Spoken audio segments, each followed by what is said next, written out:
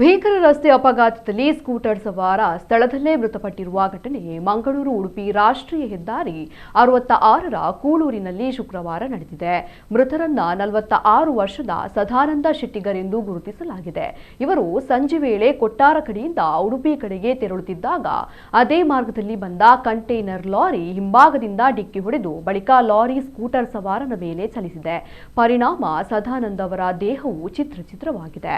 ಇತ್ತ ಚಾಲಕ ಮೊಹಮ್ಮದ್ ಅಜರುದ್ದೀನ್ ಅವರ ಅತಿ ವೇಗವೇ ಈ ದುರಂತಕ್ಕೆ ಕಾರಣವಾಗಿದೆ ಎಂದು ತಿಳಿದು ಬಂದಿದೆ.